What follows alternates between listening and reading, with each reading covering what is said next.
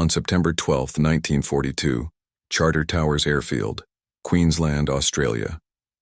The heat rises in waves off the tarmac as a Douglas A-20 Havoc light bomber taxis toward a makeshift hangar constructed from corrugated tin and hope. Inside that hangar, a 43-year-old man with grease-stained hands and fire in his eyes is about to change the Pacific War. His name is Paul Irvin Gunn. Everyone calls him Pappy. In 6 hours, the aircraft he's modified will attack a Japanese airfield at Buna, New Guinea. If his modifications work, American bombers will finally have the teeth they need to tear into Japanese shipping and ground installations. If they fail, men will die, and the innovative old pilot will be remembered as the fool who wasted precious time and resources on a crackpot idea. But Pappy Gunn isn't thinking about failure. He's thinking about his wife and 4 children trapped 700 miles north in a Japanese internment camp at Stowe, Thomas in Manila. He's thinking about the convoy of Japanese transports he watched slip past American forces last week, because no aircraft could get low enough, slow enough, and deadly enough to stop them. He's thinking about how a medium bomber, designed to drop ordnance from 12,000 FT, might be transformed into something the Japanese have never seen before. A low-level strafing monster that can shred ships, suppress anti-aircraft fire, and turn enemy airfields into graveyards. This is not the story of advanced technology solving a military problem. This is the story of a blacksmith's son from Arkansas, who, armed with nothing but wrecked fighter planes, hand tools, and a desperate need to end a war that held his family hostage, turned America's medium bombers into the most feared gunships in the Pacific. This is the story of how improvisation defeated engineering, how necessity mothered an invention that would define close air support for generations, and how one man's fury transformed aluminum and guns into a weapon that would help shatter the Japanese Empire. If you're enjoying this deep dive into the story, hit the subscribe button and let us know in the comments from where in the world you are watching from today. The North American B-25 Mitchell bomber was never supposed to be a gunship. When it rolled off the production line at the North American Aviation Plant in Englewood, California, in 1941, it was designed as a medium bomber, a workhorse aircraft meant to deliver substantial bomb loads economically and accurately from moderate altitudes between 8,000 and 12,000 FT. Twin Wright R-2600 engines, 64 FT from nose to tail, 5 FT wingspan, loaded weight of 33,000 LE, maximum speed of 230 mph, or range of 300 mph. The Mitchell was a solid, reliable aircraft named after Brigadier General William "Billy" Mitchell, the charismatic air power prophet who proved in 1921 that planes could sink battleships. It carried a crew of 6 pilot, co-pilot, bombardier, navigator, radio operator, and 2 gunners. Its defensive armament included a tail gun, a dorsal turret, and a vententral gun tray that took almost a minute to extend, by which time a Zero fighter could make 3 attack passes. The waist guns posed as much danger to the Mitchell's own vertical tails and engine nacelles as they did to enemy fighters. The aircraft was thoroughly conventional, thoroughly tested, and thoroughly inadequate for the kind of war being fought in the Southwest Pacific in 1942. In the jungles and islands of New Guinea and the Solomon Islands, altitude was a luxury American bomber crews could rarely afford. The jungle environment reduced the usefulness of medium-level bombing.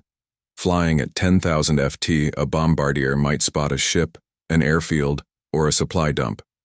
But actually hitting it through the dense canopy in the face of anti-aircraft fire, while being harassed by Zeros, was another matter entirely. Bombs dropped, from altitude scattered. Many disappeared into the jungle without detonating. Others landed harmlessly in water. The few that found targets often caused minimal damage because they lacked the precision to strike vulnerable points. Meanwhile, Japanese supply convoys were running nightly, sustaining isolated garrisons, reinforcing threatened positions, and delivering troops and equipment throughout their sprawling Pacific Empire. American submarines were taking a toll, but submarines couldn't be everywhere. The U.S. Army Air Forces needed a way to hammer these convoys from the air to deny the Japanese the freedom of movement that geography seemed to grant them. They needed aircraft that could fly low, loiter over targets, suppress defensive fire, and deliver devastating attacks against ships and shore installations. The problem was that no such aircraft existed in the American inventory in mid-1942. Fighters like the P-40 Warhawk and P-39 Arakko Cobra had the speed and maneuverability for low-level attacks, but they lacked the range, the punch, and the survivability to sustain operations against well-defended targets. Heavy bombers like the B-17 Flying Fortress were designed for high-altitude strategic bombing, not low-level ship-busting. Light bombers like the Douglas A-20 Havoc showed promise, but they were in short supply. The B-25 Mitchell medium bomber was available in increasing numbers, but it was designed for a completely different mission profile. What the 5th Air Force needed was an aircraft that combined the range and payload of a medium bomber with the forward-firing punch of a fighter. They needed something that could approach targets at wave-top height, suppress anti-aircraft fire with streams of heavy machine gun fire, and then either strafe the target to pieces or skip bomb it with 500 lob bombs released so low they bounced across the water like stones before slamming into ship holes below the waterline. They needed a gunship, and they needed it in weeks, not months, not years, because every week of delay meant more Japanese supply runs, more reinforced positions or dead American and Australian soldiers on jungle battlefields where air support meant the difference between survival and annihilation. Enter Major General George C. Kenney, who arrived in Australia in August 1942 to take command of Allied air forces in the Southwest Pacific Theater. Kenney was 53 years old, a veteran of the First World War, and a man with no patience for orthodoxy when orthodoxy was getting Heisman killed. He immediately began touring his scattered bases, looking for solutions to the tactical problems that were bleeding his bomber force white. At Charter Towers Airfield, south of Townsville in Queensland, he found something interesting. And greased former Navy pilot in his early 40s working in a shelter on a Douglas A-20 Havoc, converting it from a light bomber into something else entirely. Paul Irvin Gunn called Pappy by everyone who knew him, because at 43 he was ancient by Air Force standards, was unlike any officer Kenney had ever met. Gunn had enlisted in the Navy in 1918, served 21 years as an aviation mechanic and then a naval aviation pilot, and retired in December 1939 as a chief petty officer.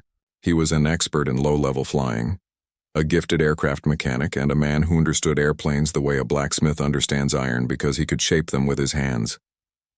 After leaving the Navy, Gunn had moved his family to the Philippines, where he helped start Philippine Airlines, flying 5 privately owned Beechcraft aircraft on cargo and passenger routes throughout the islands. When the Japanese attacked Pearl Harbor on December 7, 1941, Gunn was in Manila. Major General Louis Brighton, commander of the Far East Air Force, immediately commandeered Philippine Airlines aircraft and personnel. Gunn was sworn into the Army Air Ore as a captain, given command of a makeshift air transport squadron, and ordered to evacuate military personnel from Japanese-held territory. For the next 6 weeks, Gunn flew mission after mission into hostile airspace in unarmored Beechcraft planes, bringing out pilots, fing supplies, tow besieged troops on baton, and performing feats of low-level flying that earned him a reputation as either the bravest or the craziest pilot in the Philippines. He survived being shot down once, crashing into a coconut plantation, and being rescued by the plantation owner, someone he'd flown as a passenger during peacetime. Eventually, in late January 1942, Gunn flew one of the last aircraft out of the Philippines to Australia, carrying key personnel to safety. But he left something behind. His wife Clara Ara Louise and their 4 children, Nathaniel, Connie, Julie, and Paul Jr., were trapped in Manila when the city fell. On January 20, 1942, the Japanese rounded up American and Allied civilians and interned them at the University of Stowe, Thomas. Pappy Gunn's family would remain prisoners there for 3 years, living on starvation rations, subject to brutal discipline, slowly wasting away while he fought from Australia, unable to reach them, unable to protect them, able only to kill as many Japanese as possible, in the desperate hope that ending the war faster might save their lives. This was the man General Kenney found working on an A-20 in a tin shelter at Charter Towers in August 1942. This was the man who, when asked what he was doing, explained that he was installing 4 50 caliber machine guns into the bombardier's nose, replacing the transparent plexiglass with solid metal, and transforming the light bomber into a low-level Strafer that could suppress anti-aircraft fire and tear enemy aircraft and installations to pieces. Kenny asked where Gunn had gotten the machine guns. Gunn explained that he was scavenging them from wrecked fighters scattered across Australian airfields, P-40 Warhawks, and P-39-era Cobras damaged beyond repair, but with functional weapons. The 5th Air Force supply of 50 caliber machine guns was severely limited throughout the Southwest Pacific. There were never enough. So Gunn did what any good mechanic does. He improvised, he found wrecks, he salvaged guns, he fabricated mounts. He tested, adjusted, tested again. He made it work because making it work was the only option. General Kenny was impressed. This old sailor understood something that headquarters staff in comfortable offices never would. That war is not won by following procedures, but by solving problems, and that the best solutions often come from people who know their tools intimately enough to bend them to new purposes. Kenny immediately placed Gunn on his personal staff as Special Projects Officer and gave him a simple mandate: convert more aircraft, make them deadlier, do it fast. Gunn set to work with a fury that astonished everyone around him. He wasn't just an engineer solving a technical problem. He was a father trying to save his family by shortening a war. Every aircraft he modified, every sortie that aircraft flew, every Japanese ship sunk or airfield destroyed, brought the war closer to Manila, closer to Star Thomas, closer to his wife and children. Fury is a powerful motivator. Desperation is an even more powerful engineer. By early September 1942, Gunn had converted several A-20s into Strafers. The modifications were crude but effective. 450 caliber Browning M2 machine guns mounted in the nose, solid metal panels replacing the bombardier's transparent station, additional ammunition storage, bomb racks modified to carry parachute fragmentation bombs, small bombs slowed by parachutes so the attacking aircraft could escape the blast radius even at ultra-low altitude. The parafrag bombs would float gently down over enemy airfields and installations, exploding above parked aircraft and fuel dumps, showering them with red-hot fragments and white phosphorus that set fire to everything the fragments touched. The converted A-20s were tested in combat on September 12, 1942 in a raid against the Japanese airfield at Buna, New Guinea. The results exceeded every expectation. Flying at wave-top height and treetop level, the Strafers roared in before defenders could react, suppressing anti-aircraft fire with streams of 50 caliber armor-piercing rounds, then releasing their parafrag bombs directly over the target. Japanese fighters caught on the ground exploded, fuel dumps detonated, buildings disintegrated. The lightly constructed Japanese aircraft built for agility and range, not armor, tore apart under the half-in bullets traveling at 2,900 ft/s. The Strafers pulled up and away, leaving behind a trail of destruction that looked like the wrath of an angry god. General Kenny immediately ordered Gunn to do the same thing to the B-25 Mitchell. This was a bigger challenge. The A-20 was a light bomber, relatively small, relatively easy to modify. The B-25 was a medium bomber, larger, more complex, with different aerodynamics and structural considerations. Adding weight to the nose of an aircraft affects its center of gravity, which affects its stability, and installing guns creates recoil forces that must be absorbed by the airframe, modifying a bomber designed for high-altitude level flight to perform low-level strafing. Runs meant accepting risks that no engineer at North American Aviation would have approved. But Pappy Gunn didn't work for North American Aviation. He worked for General Kenny, and General Kenny didn't care about what the manual said was possible. He cared about what needed to be done. Gunn was assisted by Jack Fox, a North American Aviation technical representative based at Charter Towers. Fox sent drawings of Gunn's proposed modifications back to the factory in Long Beach, California, but there were too few B-25s in the theater to spare any for modification experiments yet. The first B-25s were needed for conventional bombing missions. Gunn would have to wait for more aircraft to arrive before he could begin the conversions that would define the rest of the Pacific Air War. The waiting was agony. Every day meant more supply runs, more reinforcements, more American soldiers dying on jungle battlefields, more time his family spent in that internment camp. Gunn flew combat missions himself, testing his A-20 conversions, refining the tactics and proving the concept. He flew more missions than almost any other man in theater, accumulating combat hours and enemy kills, earning 2 distinguished flying crosses, the Silver Star, the Legion of Merit, the air medal, and eventually 9 Purple Hearts, 9 separate wounds. 9 times he bled in combat and kept flying. By late 1942, B-25 Mitchells were arriving in Australia in greater numbers. General Kenny authorized Gunn to begin the conversion program. Working with a small team of mechanics, Gunn established a B-25 conversion center at Townsville. The modifications were extensive. Remove the transparent bombardier's nose. Replace it with solid metal panels. Install 850 caliber Browning machine guns, 4 in the nose, 4 in underwing blisters or fuselage packages.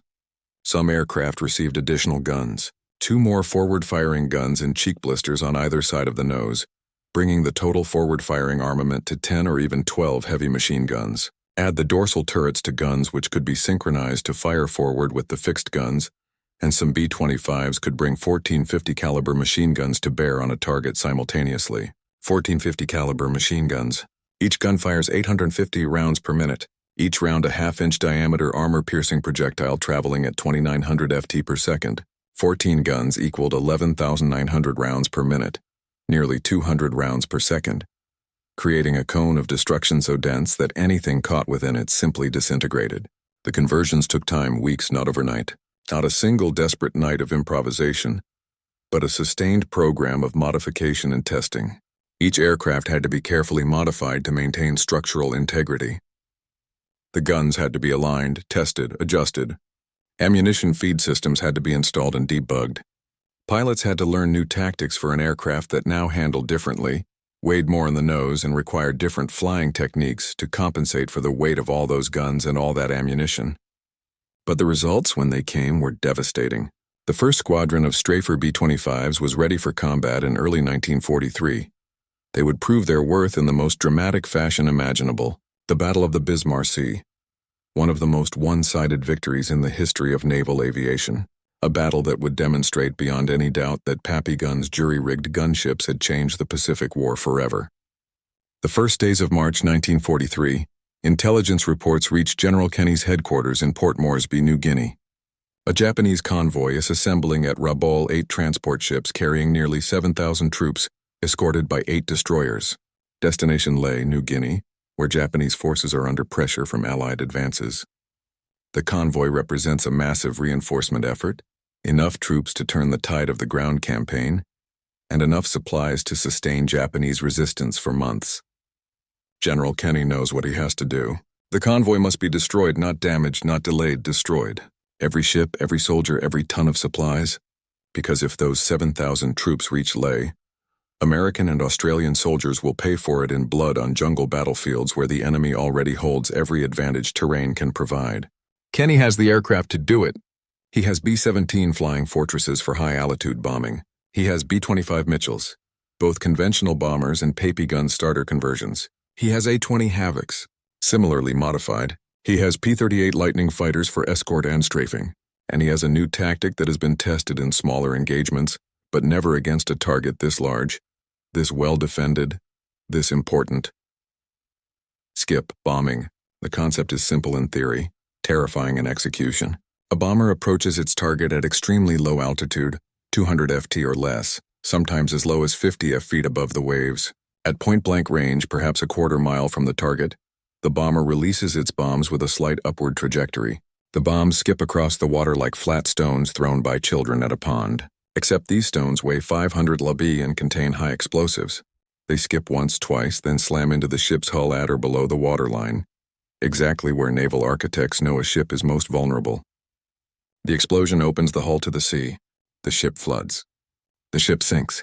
But skip bombing requires pilots to fly directly at heavily armed warships through walls of anti-aircraft fire, low enough that a single mistake means hitting the water and disintegrating, slow enough that enemy gunners have time to aim, close enough that if the bomb detonates prematurely, the attacking aircraft gets caught in its own blast. It requires nerves of steel and perfect timing. It requires aircraft that can suppress the anti-aircraft fire long enough for the bomber to release its ordnance and escape. It requires Pappy Gunn Strafer B-25s. If you find this story engaging, please take a moment to subscribe and enable notifications. It helps us continue producing in-depth content like this. The Battle of the Bismarck Sea begins on March 2, 1943. The Japanese convoy departs Rabaul, steaming southwest through the Solomon Sea toward the Huon Gulf and Lea. Australian reconnaissance aircraft spot the convoy and shadow it, reporting position and course. General Kenny mobilizes his air group Alps. Bombers and fighters take off from bases throughout New Guinea and northern Australia. The weather is terrible. Heavy clouds, rain squalls, poor visibility. But the weather works in the Allies' favor, allowing aircraft to approach unseen until the last moment. The first attacks are conventional. B-17. Flying fortresses bomb from altitude on March 2nd and 3rd, scoring few hits but forcing the convoy to maneuver constantly, slowing its progress. Then the weather clears on the morning of March 3rd, and Kenny unleashes the Strafers. The modified B-25s and A-20s come in low, so low that their propellers are churning spray from the wavetops. They approach in formation, a wall of aircraft bearing down on the convoy at 200 Mathimeter Fair. The Japanese ships see them coming. Anti-aircraft guns open fire. 20mm and 25mm cannons throw up walls of explosive shells. Heavier 40mm guns pump rounds in arcing trajectories. Thesky fills with tracer fire, with black puffs of exploding shells with the smoke and fury of desperate defense. And then the Strafers open fire, 1450 caliber machine guns per aircraft, multiple aircraft attacking simultaneously, thousands of rounds per second hammering into Japanese ships. The effect is apocalyptic. Anti-aircraft gun crews are scythed down where they stand. Gun shields are perforated like paper. Bridge windows shatter. Superstructures are shredded. The armor-piercing rounds punch through light armor, ricochet off steel bulkheads, tear through wooden structures, set fires, detonate ammunition. The Japanese gunners who survived the initial onslaught find themselves suppressed, unable to aim, unable to fire, forced to take cover as half-in bullets tear apart everything around them. And in that window of suppressed fire, the skip-bombing B-25s and conventional Mitchells release their loads. 500 LB bombs skip across the water. Some miss. War is never perfect, but many hit. They slam into hulls below the waterline. They explode with the force of half a ton of high explosive, concentrated against the weakest part of the ship's structure. Steel plates buckle, welds fail. The sea pours in. The transport ships, heavily laden with troops and supplies, are particularly vulnerable. They're not warships. They don't have armored hulls or sophisticated damage control. When the bombs hit, when the hulls open to the Pacific, they begin sinking immediately. Troops below decks, trapped in compartments that are flooding, have nowhere to go. The ships settle lower in the water, list to one side, then capsize or break apart and slide beneath the waves. The destroyers fare better. They're warships designed to take punishment. But even they cannot withstand the coordinated assault. One destroyer takes a bomb amidships and breaks in half. Another is so riddled with 50 caliber fire that it becomes unmanageable, drifting in circles as fires rage unchecked. A third destroyer trying to rescue survivors from a sinking transport is caught by Strafers and turned into a funeral P. The battle continues for 3 days. Every time the Japanese try to rescue survivors, Allied aircraft appear. Every time a damaged ship tries to limp away, it's attacked again. The Strafer B-25 shunt like wolves, working in coordination with conventional bombers, with fighters, with reconnaissance aircraft spotting targets. They use the new parachute fragmentation bombs, floating them down over the decks of destroyers, killing exposed personnel, starting fires, creating chaos. They strafe lifeboats and debris fields not out of cruelty, but because those survivors are soldiers who, if rescued, will fight again on New Guinea's battlefields. By March 4th, the Battle of the Bismarck Sea was over. The results are staggering. All 8 transport ships sunk, 4 destroyers sunk, 3 others heavily damaged. Approximately 3,000 Japanese soldiers were killed in the sinking ships or in the water. Fewer than 1,000 reach land, and most of those are immediately captured or killed by Allied forces. The reinforcement effort is annihilated. The supplies that were supposed to sustain the Japanese garrison at Leh for months are at the bottom of the Bismarck Sea. Allied losses: 4 aircraft shot down, 13 aircrew killed or missing. It is one of the most one-sided victories in the history of warfare, and at the center of it, making it possible, are Pappy Gunn's modified B-25s, the Strafers that suppressed defensive fire, that allowed the skip bombers to approach, that tore Japanese ships apart. With concentrated machine gun fire, General Kenny immediately orders more conversions. Word spreads throughout the theater. Other air forces want the Strafers. The 13th Air Force sends B-25s to Brisbane for conversion. Depot engineers at Tontota begin modifying aircraft. The 10th Air Force in India picks up the modifications. What began as one man's desperate improvisation in a tin hangar in Queensland becomes standard practice across the Pacific.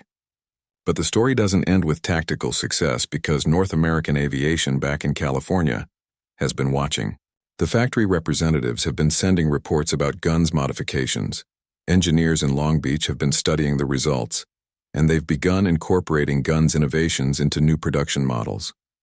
In late 1943, North American introduced the B-25G model.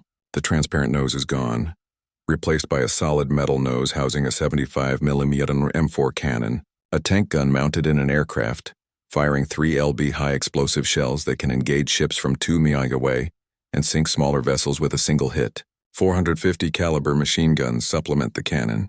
The concept is innovative. The execution is problematic. The 75mm cannon produces tremendous recoil. Each time it fires, the entire aircraft shudders. Pilots struggle to keep the aircraft stable. The cannon is manually loaded, slow torload, and quickly exhausts its limited ammunition supply. After 7 weeks of combat, units equipped with the B-25G have expended all their 75mm ammunition. The cannon-armed Mitchells are an interesting experiment, but ultimately they prove less effective than Pappy Gunn's simpler solution: more machine guns. The B-25H model appears next 1,000 aircraft built with even more machine guns. The 75mm cannon is replaced with a lighter 14-gun version. 8 in the nose, 4 inside blisters, 2 in the dorsal turret. Some H models also carry rockets, 5 in high-velocity aircraft rockets that can be ripple-fired in devastating salvos. But the ultimate expression of Pappy Gunn's vision is the B-25J introduced in 1944. North American builds over 4,000 J models. Many are delivered with transparent noses for conventional bombing, but the air depot system creates conversion kits, the Strafer nose option. When a J model is converted to Strafer, it carries 1850 caliber machine guns, 8 in the nose, 4 in the fuselage packages, 2 in the dorsal turret, 1 in each waist position and 2 in the tail. 14 of those 18 guns fire directly forward. 1850 caliber machine guns on a single aircraft. 15 and 300 rounds per minute combined rate of fire. Over 250 rounds per second. A B-25J Strafer firing all forward guns simultaneously puts more lead into the air than an entire infantry company could fire with their rifles. The effect on targets is not destruction, it's disintegration. These heavily armed Mitchells continued to devastate Japanese targets throughout New Guinea, the Philippines, and Okinawa until the end of the war. They strafe airfields, destroying parked aircraft. They attack bridges, severing supply lines. They hunt coastal barges and small vessels. They support ground troops with devastating close air support. They are so effective that captured enemy documents warn Japanese forces not to attack when the Strafer overhead weapons are useless against them, and attacking will only infuriate the monsters. The Strafer crews develop their own tactics and their own reputation. They fly low enough to see the expressions on enemy soldiers' faces. They approach from unexpected angles over mountains, up valleys, along coastlines, using terrain to mask their approach until the last second. They work in coordination with each other, one aircraft suppressing fire while another delivers the killing blow. They're feared. They are hated. They are merciless. And behind every one of those aircraft is Pappy Gunn's desperate fury, channeled into engineering, transformed into lethality. Major Gunn promoted for his innovations, and his combat record is eventually sent back to the United States to oversee factory production of the new B-25 variants at North American Aviation. It's a recognition of his contributions, an acknowledgement that his field modifications have been so successful they need to be incorporated into production aircraft. But Gunn doesn't want recognition. He wants to be in the Pacific fighting, killing Japanese, shortening the war that holds his family hostage. He returns to the Pacific as soon as he can. He continues flying combat missions. He continues taking risks that make his commanders nervous. In late 1944, a Japanese bombing attack on Leyte in the Philippines catches him on the ground. He's wounded his 9th Purple Heart badly enough that he's removed from active combat. The war continues without him. But by then, the Strafer program pioneered is so thoroughly integrated into Pacific air operations that it no longer needs him. In February 1945, American forces liberated Manila. They fight house to house, building to building against fanatical Japanese defenders who would rather die than surrender. On February 3rd, American troops reached the University of St. Thomas. They find over 3,000 internists starving, sick, traumatized by 3 years of captivity. Among them are Clara Louise Gunn and her 4 children. Pappy Gunn is reunited with his family. They're alive, barely malnourished, traumatized, forever marked by their ordeal. But alive. The war he fought to shorten, the modifications he made, the missions he flew, the Japanese he killed, all of it was for this moment. His family survives. The Philippines are liberated. The war grinds toward its conclusion. Gunn retired from the Army Air Forces as a full colonel on June 30th, 1948, medically retired due to his accumulated wounds. He returns to the Philippines to build Philippine Airlines, the airline he helped start before the war. The company expands, provides flights across the South Pacific, and becomes one of the region's major carriers. Gunn flies again, not in combat, but in commerce, carrying passengers and cargo instead of guns and fury. On October 11, 1957, Colonel Paul Irvin Pappy Gunn died when his chartered Beech 18 crashed in a storm over the Philippines. He's 57 years old. He survived 21 years in the Navy, 5 years of brutal combat in the Pacific War, 9 combat wounds, countless close calls, and the loss of nearly everything he cared about during the dark years when his family was imprisoned. A storm over the islands he loved finally claims him, but his legacy endures. The Strafer concept he pioneered doesn't die with him. During the Korean War, modified B-25s provided close air support using the same tactics Gunn developed. The principal heavy forward-firing armament on a stable platform becomes doctrine. In the 1960s, when the United States began developing gunships for Vietnam, the engineers looked back at Pappy Gunn's work. They study his modifications, they understand his insight, that sometimes the best weapon isn't the newest or the most technologically advanced, but the one that puts the most firepower exactly where it needs to be. The AC-47 Spooky, the first modern gunship, uses sideways firing guns and a pylon turn, a different approach than Gunn's forward-firing Strafers, but the same understanding that transport and bomber aircraft can be converted into devastating gunships. The AC-130 Spectre, still flying today with 105mm howitzers and sophisticated targeting systems, is a direct descendant of Gunn's vision.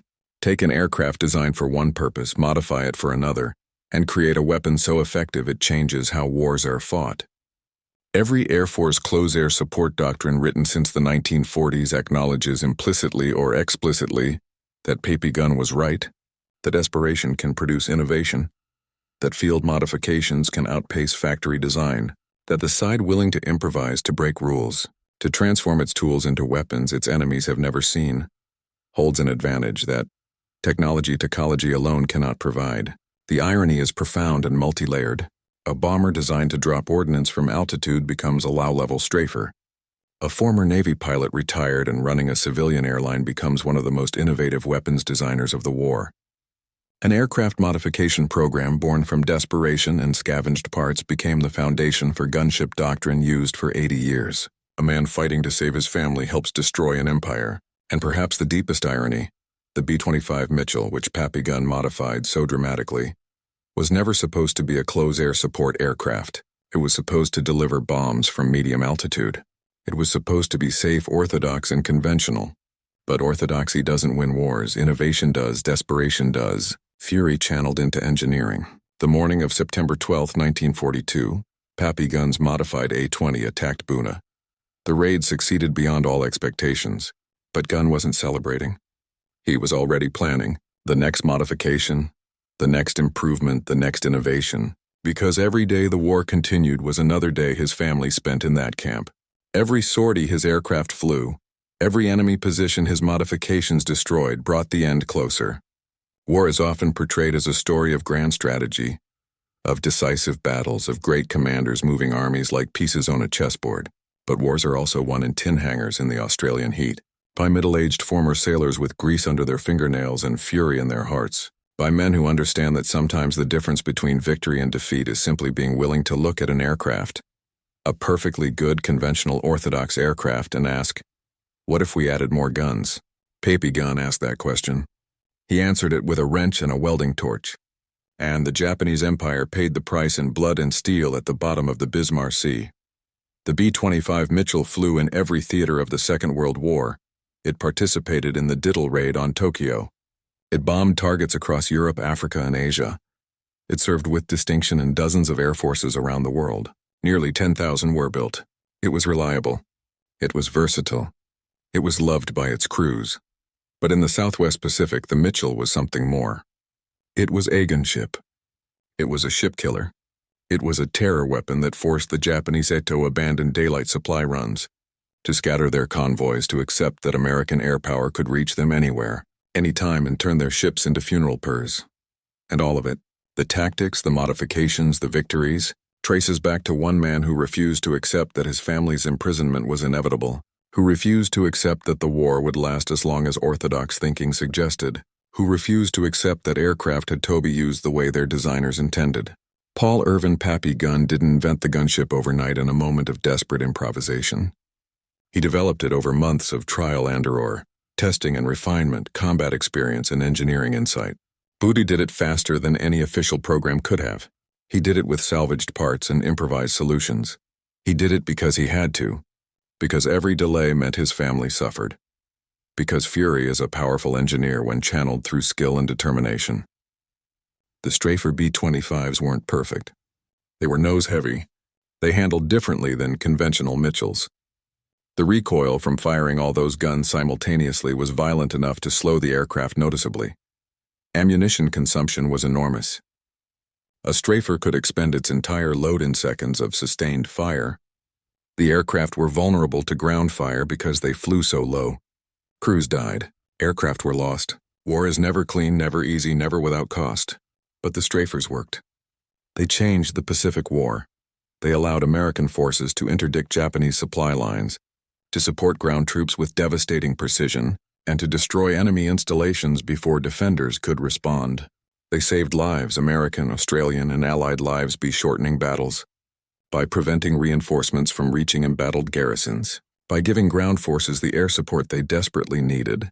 And every time a Strafer B-25 dove toward a Japanese ship or airfield, every time those 14 machine guns opened fire and the target disintegrated under concentrated fire, it was Pappy Gunn's fury made manifest. It was a father's desperation transformed into engineering. It was improvisation defeating orthodoxy. It was proof that sometimes the best solutions come not from careful planning, but from having no other choice. The Pacific War ended on August 15, 1945, with Japan's surrender. Pappy Gunn's family was free. The Strafer B-25s had helped bring that moment closer. How much closer? Impossible to calculate, but every ship sunk. Every airfield destroyed, every battle shortened contributed to the cumulative pressure that forced Japan to accept the unacceptable. Wars are won by many factors: strategy, logistics, industrial production, courage, sacrifice. But they're also won by individuals who see problems and solve them, who refuse to accept limitations, who transform ordinary tools into extraordinary weapons. Pappy Gunn was such an individual. His contribution to victory wasn't a single decisive battle. It was hundreds of modifications, thousands of sorties, tens of thousands of enemy casualties inflicted by aircraft. He transformed. The B-25 Mitchell bomber was a good aircraft. Pappy Gunn made it a great one. Not by sophisticated engineering or advanced technology, but by asking a simple question: what does this aircraft need to do the job that needs doing? The answer was more guns, more forward firing, heavy machine guns capable of suppressing enemy fire and destroying targets with overwhelming firepower. So he added more guns. He added them with wrenches and welding torches, with salvaged parts and improvised mounts, with ingenuity born of desperation, unrefined through combat experience. And the result changed warfare. 80 years later, the United States Air Force still operates gunships based on principles Pappy Gunn pioneered. The platforms are different turboprop transports instead of piston engine bombers.